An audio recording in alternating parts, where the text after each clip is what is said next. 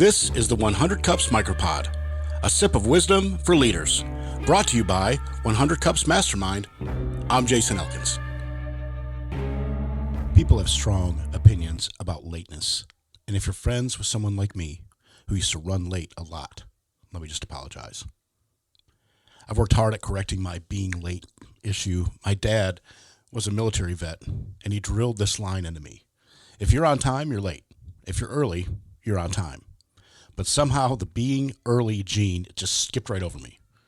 I've read a lot about why people struggle with lateness. Some say it's a control thing. Others link it to anxiety, which kind of checks out for me, maybe.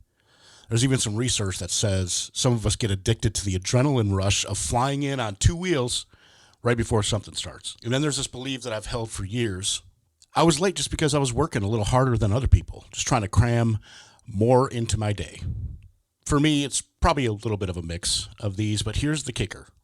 I've almost got it beat, and it only took one of my kids to help.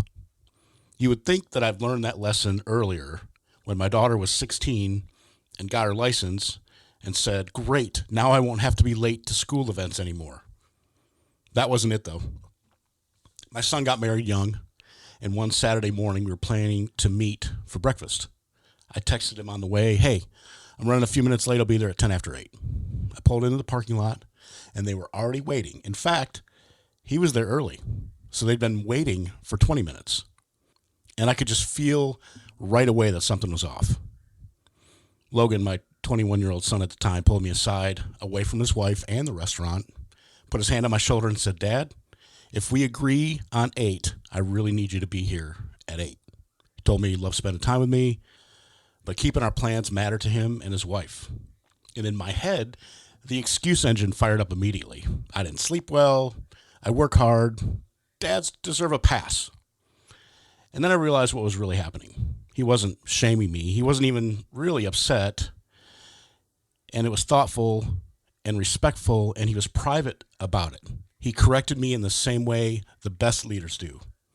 Praise in public, correct in private. And here's the truth. I could never have had that kind of conversation with my dad, and the fact that my son could be so honest with me in that moment really meant something. Since that day, I've made some changes. I don't overbook mornings, especially.